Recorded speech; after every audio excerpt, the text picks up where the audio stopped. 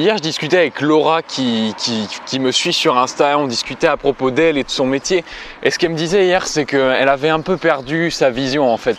Elle me racontait qu'elle fait de la couture et elle me racontait que si tu veux, tu sais, des fois ça nous arrive comme ça, on se sent un peu dépassé par les trucs. C'est-à-dire que on fait quelque chose qui nous plaît à la base.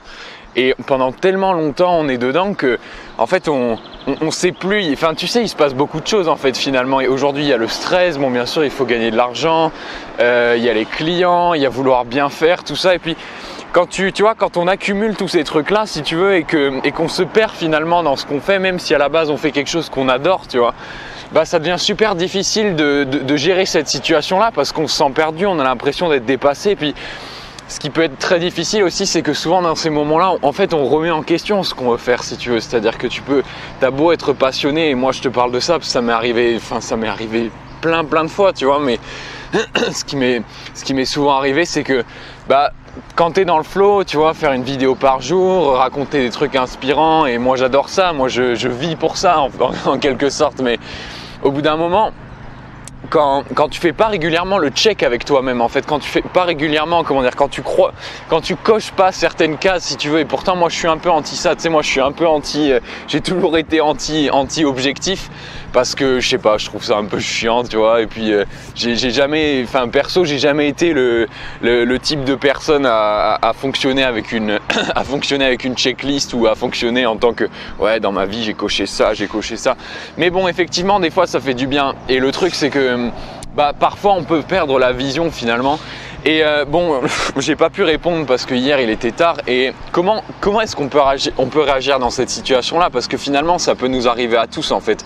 T'as beau faire quelque chose que t'aimes, des fois il va t'arriver des fois ça peut arriver d'être en bout de film, d'être en bout de course finalement. Donc comment faire dans ces cas-là? La plupart du temps, enfin je pense en tout cas par expérience, parce que moi ça m'est arrivé, mais ce genre de choses-là, ça se passe pour une seule raison, si tu veux. Enfin, pour deux raisons. Deux raisons principales. La première, c'est la perte de la vision. La vision, c'est quoi? La vision, c'est la raison pour laquelle tu as commencé ce que tu fais finalement aujourd'hui. Et souvent, quand on est dans ces moments-là, c'est une sorte de burn-out finalement. C'est une sorte de burn-out où on ne sait plus du tout ce qu'on veut faire, tu vois. Finalement, quand on est dans ces moments-là et qu'on se sent perdu, on a, c'est par un manque de vision. Et comment tu réanimes la vision? Comment tu l'entretiens la vision? C'est-à-dire que c'est bien de la réanimer, mais il faut aussi l'entretenir tous les jours. La vision, tout simplement, tu l'entretiens en te posant des questions chaque jour, en te demandant, ok, en fait, mais qu'est-ce qui m'a fait commencer ce métier-là? Quelle personne je veux devenir? La meilleure chose à faire, c'est de se poser des questions, mais sans penser au truc que tu fais. Parce qu'il peut arriver aussi des stades dans la vie où tu as besoin de changer de métier, tu vois. Peut-être que c'est le signe que tu dois changer quelque chose, mais c'est pas sûr et tu peux pas savoir tant que tu poses pas ces questions-là. Donc c'est super important de se poser des questions très très personnelles et très très orientées vers le futur. Pas tout, tu vois, là les problèmes que tu as là c'est bon, c'est sale, c'est bon, pour l'instant c'est là, ça va partir, mais laisse, parce que quand tu penses à ça, tu peux pas te focaliser sur le futur. Or si tu penses pas au futur, si tu te focalises pas sur qui tu veux devenir, tu meurs tout simplement, parce que tu vas vivre en réaction. Et c'est ça qui se passe en fait. C'est quand tu vis en réaction au jour le jour, quand tu as oublié d'avoir une vision pour ce qu'il y a au loin, c'est là que vraiment tu perds cette flamme. Donc comment on fait? Tu te poses des questions toutes simples, tu te poses des questions du style ok, quel type de personne je voudrais être dans un an par exemple, quel type de personne je voudrais être dans un an? Comment est-ce que je voudrais que mes proches se souviennent de moi? Quelle chose j'ai envie d'accomplir d'ici un an? Comment est-ce que je voudrais me sentir vis-à-vis de moi-même d'ici un an? Et il faut vraiment que tu oublies la profession, parce que si tu penses en termes de profession, tu vas te faire paniquer en te disant, parce que là tout de suite dans l'état actuel des choses, si tu es en plein burn-out, tu peux pas penser à ton métier une seule seconde, ça te donne envie de vomir, tu vois. Et ça te fait du mal parce qu'en plus quelque part tu sais que tu l'aimes, mais tu peux plus en entendre parler parce que tu étais trop dans ton truc, tu vois. Donc pense juste à ces questions-là. Tu te demandes, ok, quelle personne j'aimerais devenir, quelle chose j'aimerais accomplir, quelles émotions je voudrais ressentir chaque jour finalement. Comment est-ce que je voudrais me sentir chaque jour? Donc ça, c'est la première chose à faire. Ça, c'est les premières questions. Et ça, c'est un truc qui doit être quotidien, tu vois.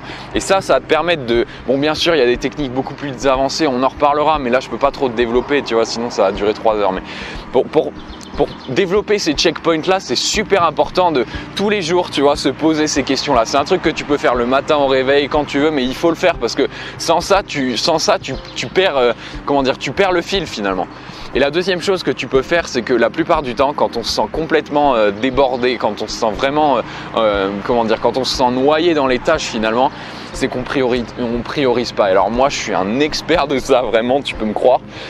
Moi, je suis un expert de ça et je me suis rendu compte notamment que la plupart du temps, quand je me sentais mal, les journées où je me sentais mal, c'était parce que je me concentrais pas sur le plus important. Et alors là, c'est très très simple.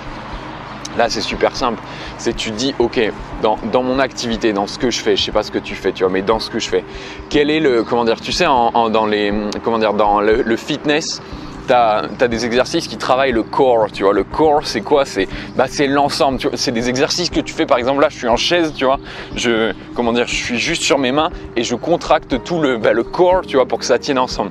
Mais dans ton activité, c'est très simple. Quel est le core de ton activité? Quelles sont les 3 activités qui sont nécessaires, si tu veux, les 3 trucs les plus importants à faire? Et ce que tu vas te dire, c'est que pendant une semaine, tu vas faire uniquement ça, mais que ça, tu vois.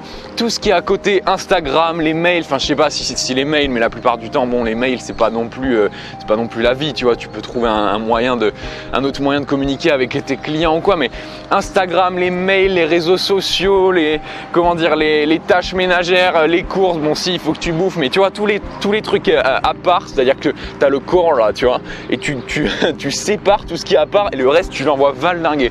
Et tu fais ça pendant une semaine et tu vas te rendre compte que en te concentrant sur le truc le plus… Parce que le truc le plus important, c'est quoi? Le truc le plus important, c'est souvent ce qui te procure le plus de plaisir.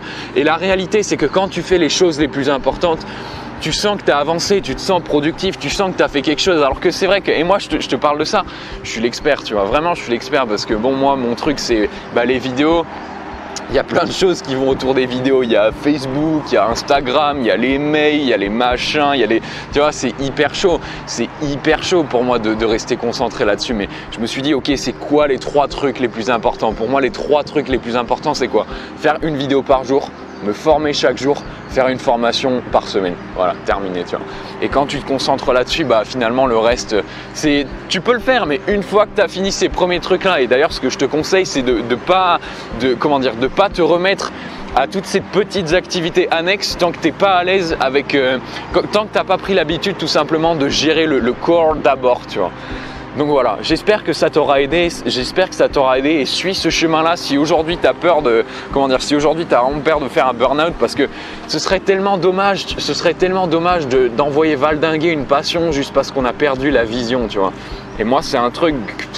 je connais très très bien beaucoup de fois je me suis remis en question. Ça m'arrive aussi, mais maintenant que je fais ça, c'est vrai que c'est beaucoup plus rare, parce que au final, quand tu reconnectes vraiment avec la personne que tu voulais devenir au moment où tu as commencé ce que tu veux faire, ça revient, tu vois, ça revient. C'est comme rebalancer un jet d'essence sur une petite étincelle, tu vois, boum, le feu revient instantanément, quoi. Et puis si ça revient pas, ça veut juste dire que c'est peut-être une nouvelle étape de ta vie et c'est peut-être difficile au début de le gober, tu vois, mais c'est ça présage jamais quelque chose de mauvais finalement, parce que quand tu décides, tu vois, quel genre de personne tu serais si tu écoutais vraiment ton cœur? Quel type de personne, comment tu te sentirais si tu écoutais vraiment ce que te disait ton cœur et si tu faisais vraiment seulement ce qui te passionnait? Pas quelqu'un de mauvais en tout cas, crois-moi là-dessus. Bref, moi je vais te laisser là, je vais te dire à la prochaine mon ami, grandis chaque jour. Ah oui, si tu veux faire partie de ma liste, de la liste de mes contacts perso, tu as un lien dans la description. Il s'agit de recevoir des mails, des news, aussi des infos sur les promos, les formations et tout, des updates, des pensées, un truc, c'est un mail par semaine. Tu peux recevoir ça dans ta boîte mail, il faut juste faire partie de… Enfin, tu vois, il faut suivre la chaîne régulièrement, il faut regarder les vidéos. Et, enfin, ça sert à rien que tu t'inscrives si voilà, ce sera juste un clic de plus pour toi, ce sera chiant, les spams et tout, tu diras, ah, il fait chier. Moi aussi, ça me fera chier de te l'envoyer si tu le lis pas, tu vois. Donc, juste si tout ça, ça t'intéresse, si t'es vraiment… Tu peux t'inscrire à ces mails, tu as un lien dans la description, ça va t'amener sur un formulaire et puis tu as juste à entrer ton adresse mail principale et tu recevras ça une fois par semaine. Moi, je vais te laisser là, mon ami, grandis chaque jour. Prends soin de toi. Ciao.